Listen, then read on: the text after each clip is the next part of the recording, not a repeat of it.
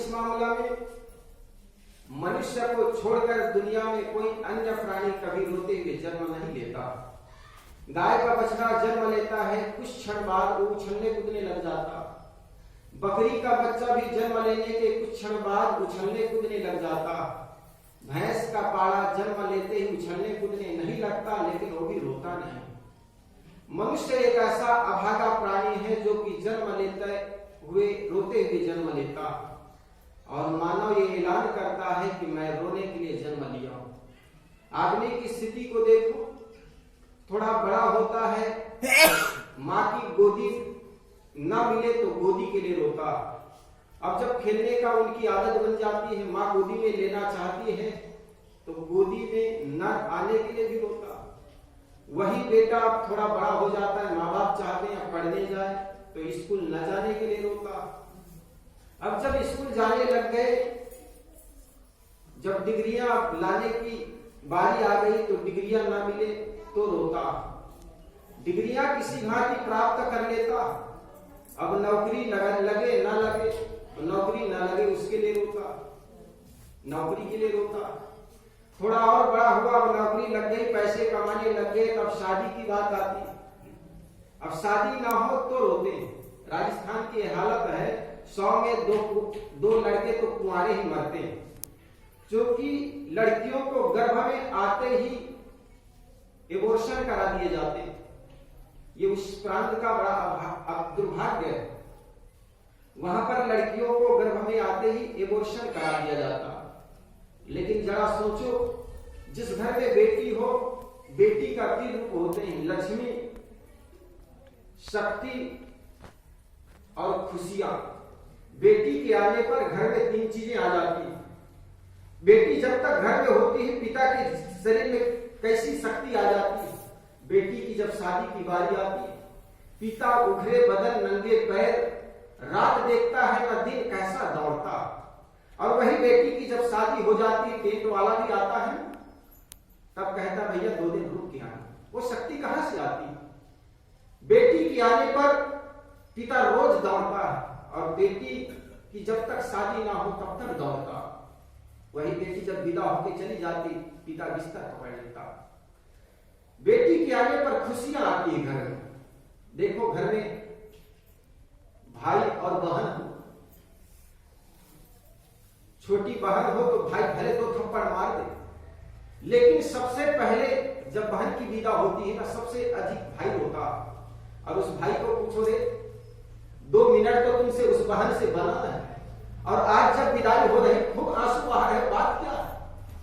तो भाई भी कहता है कि भले गलती मेरी थी, लेकिन चाटा मैं सदा बहन को मारा करता, लेकिन मार घर के भी शाम को जब घर आता तो बहन मेरे कारण भोजन नहीं करती, और जब साथ में बैठ करके भोजन करते तो वो खुशियां अब नहीं रहेगी, इसलिए आंसू आ रहे हैं।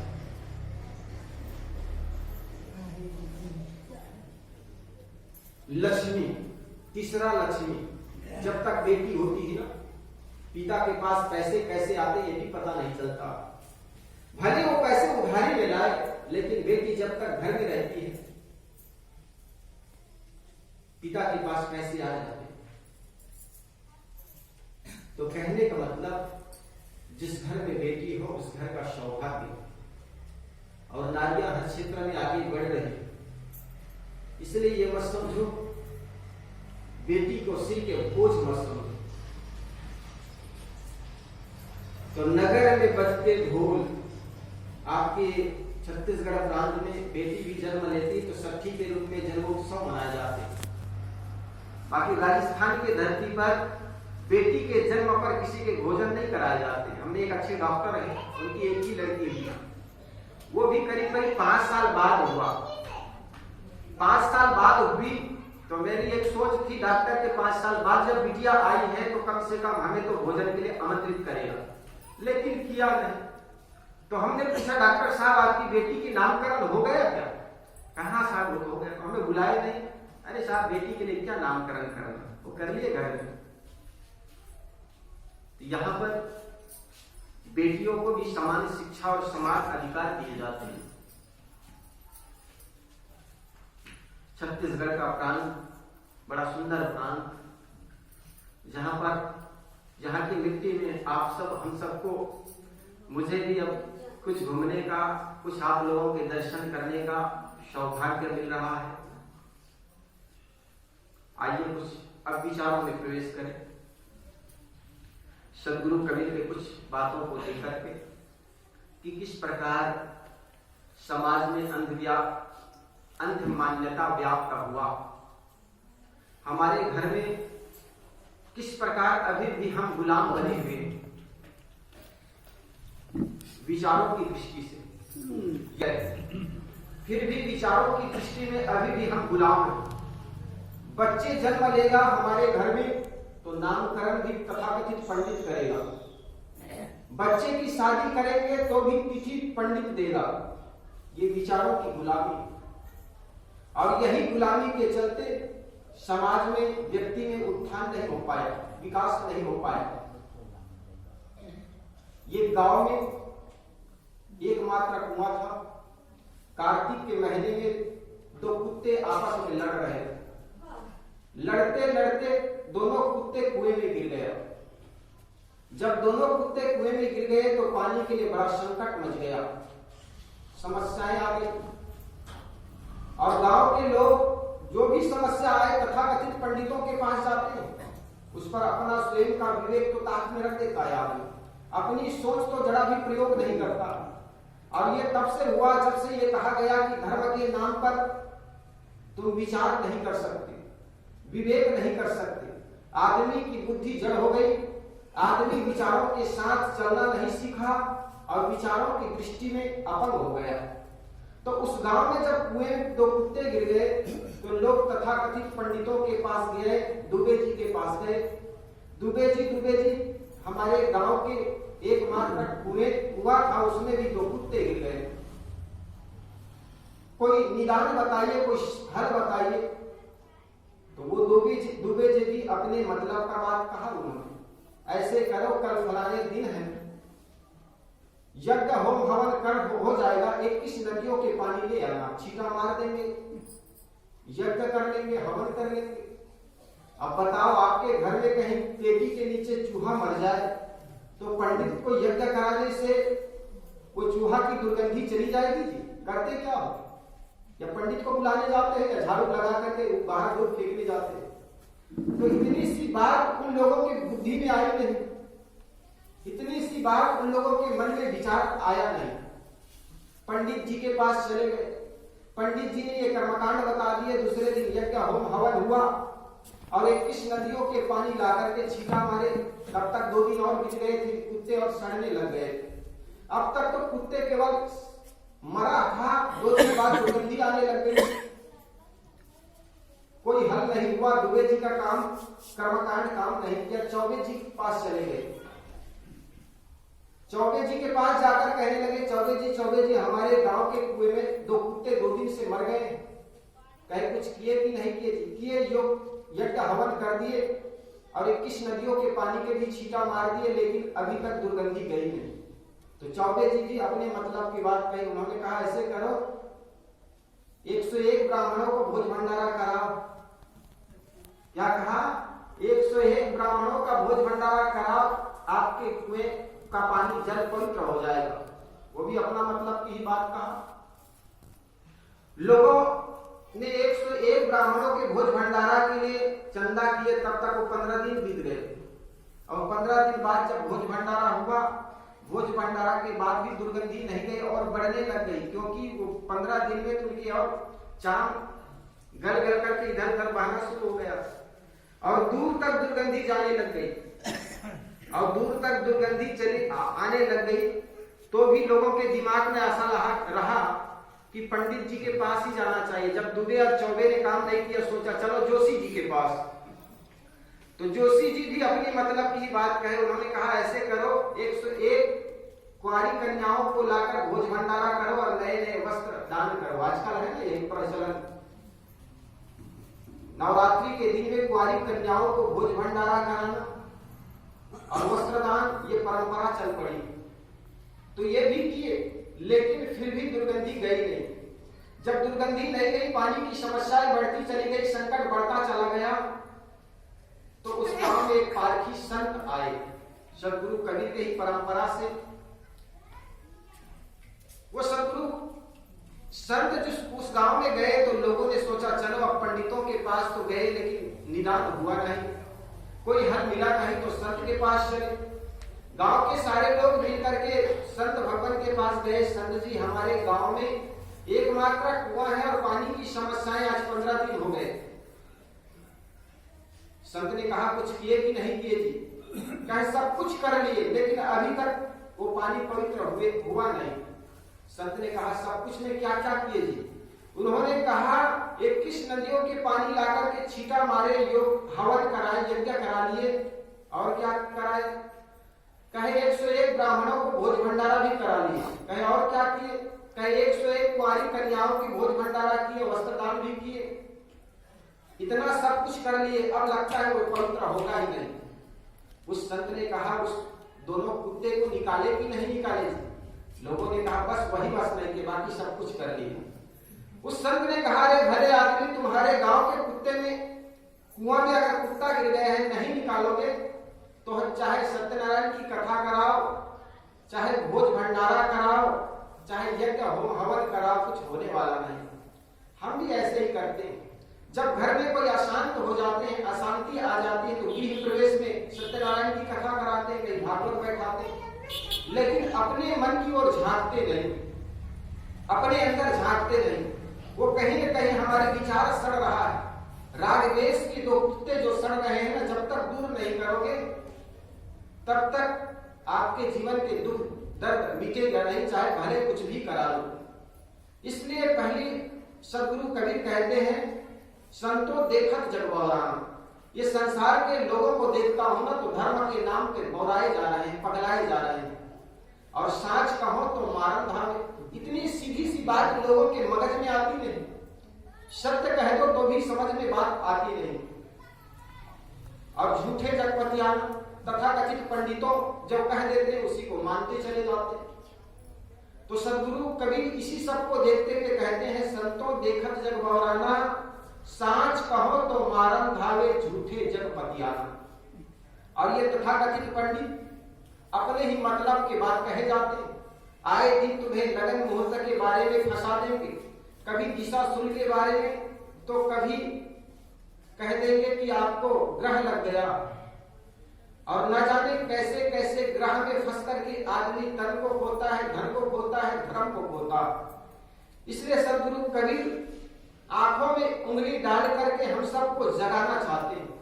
और सदगुरु संतों का यही काम है। जो संत गुरुजनों को आप बुलाते हैं, ये आपको केवल मार्ग दिखाते हैं, आपको विचार देते हैं, विवेक देते हैं, ताकि कोई भी बात हो धर्म के नाम पर केवल सुन करके मान मत लो, बल्कि विवेक की तराजू से तौलो कि आखिर सत्य क्या है और असत्य क्या है। विवेक की तराजू से तौलोगे तो कहीं पर धोखा नहीं खाओगे, लेकिन आदमी पदे पदे धोखा खाता। और यही कारण है कि हम विचार नहीं करते। सदगुरु कबीर कहते हैं करहु विचार तो सब दूर जाए। अगर जीवन में विचार करोगे तो आपके घर का दुख, समाज का दुख, परिवार का दुख सब दूर हो जाएंगे। इसलिए हमें विचार करने की जरूरत है। ये ग्वाला का एकमात्र लड़का था और उनके घर केवल एक भैंस थी, वो भी 10 लीटर दूध देती। एक दिन ब्राह्मण उस गली से होकर के गुजर रहे थे। ग्वाला उसी समय 10 लीटर दूध निकाल करके दरवाजे से बाहर हो रहे थे। ग्वाला के हाथ में दूध से भरा बाल्टी देख करके पंडित जी के तो जीभ में पानी आ गया, लोभ आ गया। सोचा यार इनकी एक भैंस और 10 लीटर दूध, हमारे घर में बच्चे दूध के लिए तरसते हैं, दूध के लिए, चाय के लिए दूध नहीं मिलता, और इनकी एकमात्र भैंस 10 लीटर दूध देती। तो पंडित ने सोचा ये भैंस कैसे हाथ लगे। तो ग्वाला का एकमात्र लड़का था, दरवाजा के सामने खेल रहा था, सुबह सुबह का टाइम था। तो पंडित जी जाकर के उस बच्चा के पास जाकर के उनके हाथ देखने लग गया। अब हाथ देखते देखते ग्वाला ने देखा पंडित जी मेरे बच्चा का हाथ देख रहा है। तो ग्वाला ने पूछा, पंडित जी मेरे बच्चे के भाग्य रेखा में क्या है? तो ग्वाला ने की बात सुनकर के पंडित जी ने सोचा अब लाइन में आ रहा। हाथ देखते देखते उन्होंने 2-4 मिनट और लगा दिए। लगा करके कहा कि ग्वाला जजमान, क्या बताऊं आपको, न बताऊं तो भी बात बने ना। और आपका बच्चा बहुत करीब 10 साल बाद आपके घर में ये जन्म लिया, और इस बच्चे को जो लगा है उसको न बताऊंगा तो आपका जीवन आफत में पड़ने वाला है। ग्वाला ने कहा, भाई बता क्या बात है? कहे आपके बच्चे को ग्रह लगा हुआ है। मैंने कहा, ग्वाला ने कहा, ग्रह लगा हुआ है, इसका काटने का कोई रास्ता? अगर मेरे बच्चे को ग्रह लगा हुआ है तो कोई कटने का कोई रास्ता तो हो। तो पंडित जी ने कहा, कोई काला चीज का दान करना चाहिए। काला चीज उनकी दृष्टि में भैंस थी, दान करे। तो स्पष्ट न बता करके उन्होंने कहा, कोई काला चीज का दान करो। अब ग्वाला का एकमात्र मित्र था एक पंडित जी उस गांव में, तो मास्टर जी, और मास्टर जी पारखी संतों का भक्त था। तो ग्वाला जी दौड़े दौड़े गए उस मास्टर जी के पास, और मास्टर जी से कहने लगे कि मास्टर जी आप मेरे पुराने मित्र हैं, बचपन का यार है। मेरा एक ही मात्र लड़का है, वो भी 10 साल बाद पैदा हुआ है। बड़े सौभाग्य से आज पंडित जी बताए कि उनको ग्रह लग गया है, और उन्होंने काटने का भी रास्ता बताया, कोई काली चीज का दान करो तो इसका ग्रह कट जाएगा। तो मास्टर जी विवेकी था, पारखी था।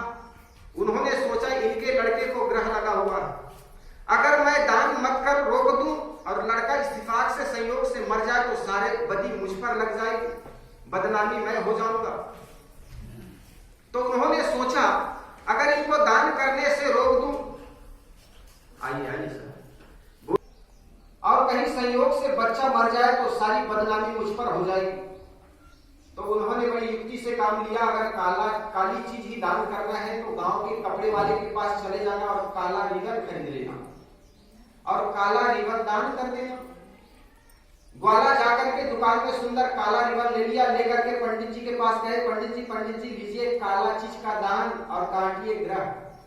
पंडित जी भी आंख खोल करके देखा, यार मैंने काला चीज का कहा था तो भैंस का कहा था, लेकिन ये तो काला चीज कपड़े को ले आए। उन्होंने बात बनाते हुए कहा, जजमान तुम आते हो ना तो तिथि खसक जाती, टाइम गुजर जाता, इसलिए एक पॉइंट और बढ़ गया। कहे क्या पॉइंट बढ़ गया? कहे दान काला हो साथ साथ जान वाला हो, ये मृत कपड़ा ले आए थी। अब ग्वाला जाकर के फिर मास्टर जी के पास गए दौड़े दौड़े, मास्टर जी एक पॉइंट और बढ़ गया। क्या बढ़ गया?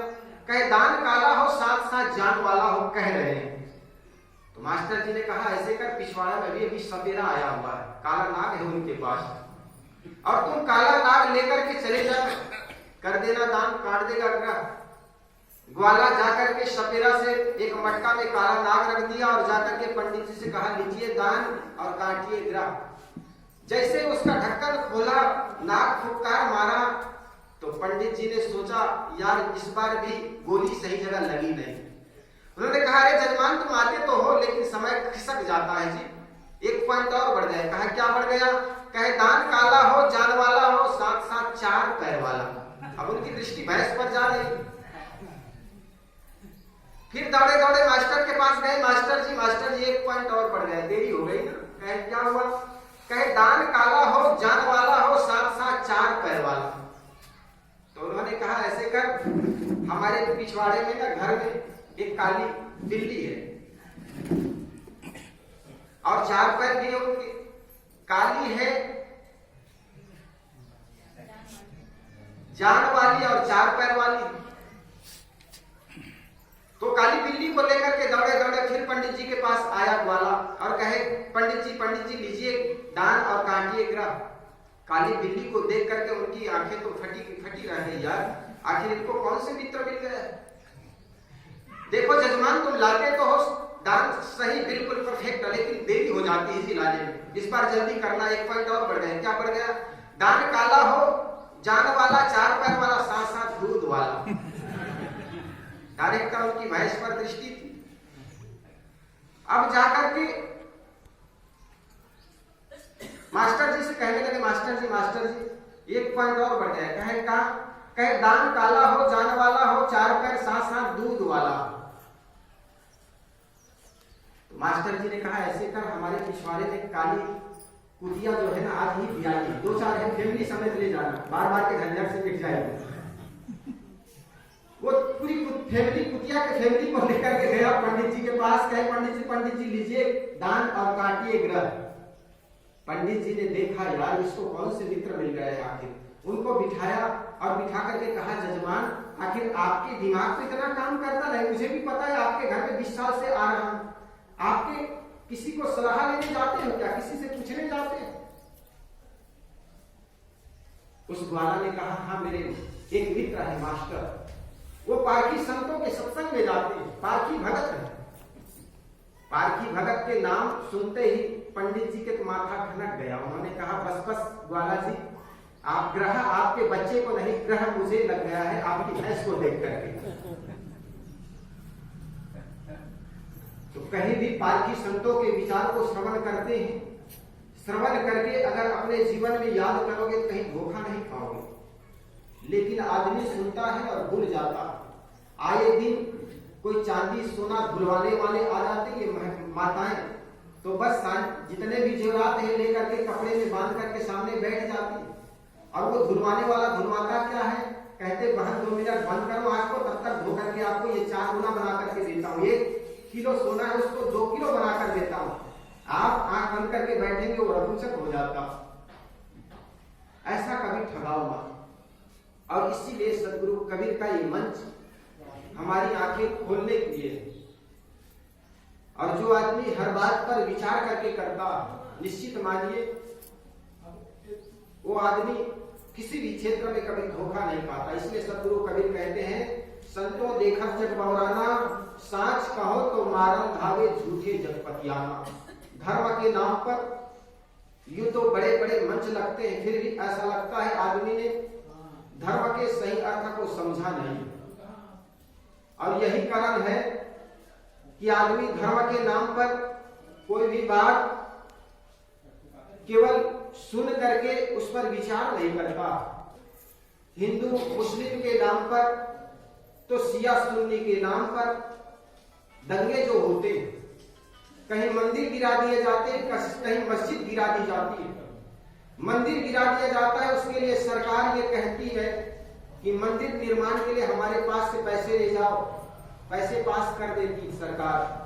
मस्जिद गिर जाती है तो मस्जिद गिरने निर्माण के लिए भी सरकार पैसे पास कर देती। लेकिन मंदिर और मस्जिद के नाम पर जो इंसान गिराए जाते हैं, न तो दुनिया के किसी सरकार के पास ऐसी व्यवस्था है कि उस आदमियों को पुनः जगा दिया जाए, जीवित कर दिया जाए। इसलिए मंदिर तोड़ो, मस्जिद तोड़ो, ये तो नहीं मजा का है, पर काहू का दिल मत तोड़ो, ये तो खास खुदा का। मेरे मित्रों, जहां तक हो सके इंसान को इंसान से मिलाने का नाम ही धर्म है। लेकिन जहां पर इंसान को इंसान तोड़ दे वो विचार, वो धर्म नहीं। इसलिए हम जिन लोगों के बीच रहते हैं उनके हृदय को समझे, उनके भाव को समझे, उनके मनोदशा को समझे। लेकिन आदमी केवल धन को ही महत्ता समझता, और धन के महत्ता को तो समझता है लेकिन इंसान के महत्ता को नहीं समझता। आज पूरी दुनिया में देखो हर चीज की कीमत बढ़ी, बकरी की कीमत बढ़ी, मुर्गी की कीमत बढ़ी, सुअर जैसे निकृष्ट प्राणी की भी कीमत बढ़ी, लेकिन घटी है तो केवल इंसान का कीमत घटा। आप कहेंगे साहब जी ऐसे क्यों कहते हैं? तो आज देखो सरकार कहती बकरी की संख्या बढ़ाई जाए, इसके लिए लोन ले जाओ। मुर्गी की संख्या बढ़ाने के लिए सरकार लोन देती है, सुअर बढ़ाने के लिए, सुअर की संख्या बढ़ाने के लिए सरकार लोन देती है। लेकिन आदमी के लिए सरकार कहती है अगले बच्चे अभी नहीं, 2 के बाद कभी नहीं। क्यों ऐसा कहा जाता? आज सुअर की आवश्यकता है, बकरी की आवश्यकता है, मुर्गी जैसे निकृष्ट प्राणियों की जरूरत है, लेकिन आज आवश्यकता नहीं है तो सिर्फ इंसान को इंसान की आवश्यकता नहीं। और गोस्वामी तुलसीदास जी महाराज कहते हैं बड़े भाग्य मानुष तन पाओ। अब जब मानुष तन इतना अच्छा है तो इंसान की बढ़ोतरी क्यों नहीं कर रहा है? क्योंकि आज आदमी की बुद्धि खराब है। आज आदमी की बुद्धि खराब होने से आज आदमी से आदमी डर रहा है। जंगलों से गुजरते हैं तो आदमी शेर भालू को तो अपने वश में कर लेता है, लेकिन कहीं आदमी मिल जाए तो आज आदमी से डरता है। आज आदमी की शक्ति से सब डर रहा है, आदमी डर रहा है, आदमी समझ में कुछ आता नहीं क्या कर रहा है आदमी। इसलिए मेरे मित्रों, हमारे पास जो शक्ति है, जो धन है, जो बुद्धि है, उसका सही उपयोग करें। इसलिए किसी एक अच्छे विचारक ने कहा था, आपके पास कितनी शक्ति है ये बड़े महत्वपूर्ण नहीं है, आपके पास कितना धन है ये बड़े महत्वपूर्ण नहीं है, आपके पास कितनी योग्यता है ये भी बड़े महत्वपूर्ण नहीं है, बल्कि शक्ति, बुद्धि और योग्यता का कैसा प्रयोग करते हैं बड़े महत्वपूर्ण है। इसलिए हमारे पास जो भी शक्ति है उसका सही उपयोग करें, और सही उपयोग के लिए जरूरत है ये सत्संग। सत्संग ये बताता है कि हम धन का कैसा उपयोग करें, तन का कैसा प्रयोग करें और शक्ति का कैसा प्रयोग करें। एक डॉक्टर के पास बुद्धि तो है, लेकिन बुद्धि के खराब हो जाने पर सत्संग के अभाव में डॉक्टर आए दिन गरीबों के शरीर के कुछ अंग निकाल करके बेचता चला जाता है। यद्यपि वो डॉक्टर तो बन गए लेकिन इंसान नहीं बन पाया। इसलिए मनुष्य शरीर का जन्म लेना ही सौभाग्य नहीं, बल्कि सद्बुद्धि आ जाना ये सबसे बड़ा सौभाग्य है। तो निश्चित हम लोग यहाँ पर सत्संग में उपस्थित हैं, बड़े सौभाग्यशाली हैं, जो कि बलवंत साहब इस आश्रम के व्यवस्थापक हम सबको आमंत्रित करके ये सुंदर आयोजन किए हैं, और इस आयोजन में हम सब शरीक हैं, शामिल हैं। तो निश्चित हम सब बड़े सौभाग्यशाली हैं, और जो भी बात संतों से हम सुने उसको जीवन में आचरित करें, बदले तब्दील आए। तो निश्चित जानिए सत्संग का मतलब हुआ, अन्यथा यहीं की बात यहीं पर झाड़ के चले गए फिर कोई मतलब नहीं होगा। इसलिए बड़े सुंदर आप सब आए, आप सबसे मुलाकात हुई, सत्संग की कुछ बातें हुई। इसी के साथ देता हूँ विराम अपनी वाणी में।